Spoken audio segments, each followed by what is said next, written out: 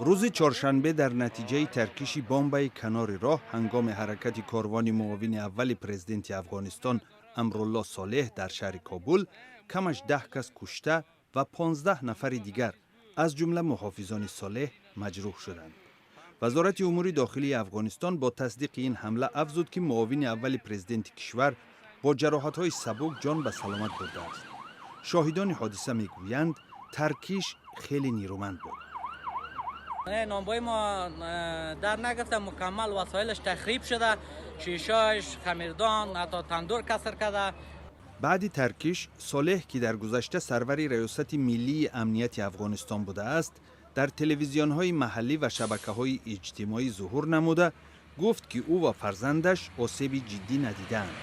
وزارت امور داخلی افغانستان به خبرنگار اسوسییتد پرس گفته است حمله به کاروان صالح در کنار دکان‌های صورت گرفت که برای ساکنان کابل بلان گاز می‌فروشند. از این رو بعد ترکیش در این منطقه سوختار به وجود آمده است. بمب بود. ما موتور بودیم.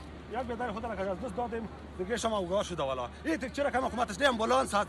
نه عسکر زود میرسه. اتفاقش هم داره کار یا میتا یا نمیتا. تا موتورتون چی بود؟ موتور ما یک گوشته که بودیم در کلیدی که روز او دانست شده بود. ای روز خدا او جارم پرید جارم پریدم. اینجا آمد اینجا گاز شد. حالا کجاست بچه‌گر؟ بچه‌گر در شبخانه این میگه بالون گاز بود، بم بود.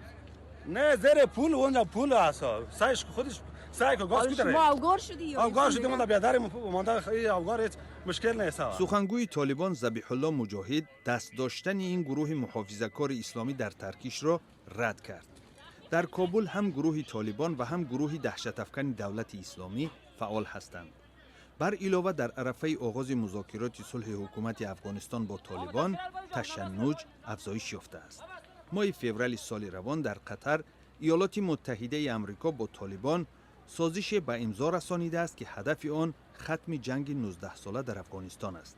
بر پایه این سازش حکومت افغانستان و طالبان بعد تبادل اسیران باید سر میز مذاکرات نشسته دورنمای صلح این کشور را بررسی کنند. حاضر هیئت مذاکره کننده افغان در کابل منتظر سفر به قطر است.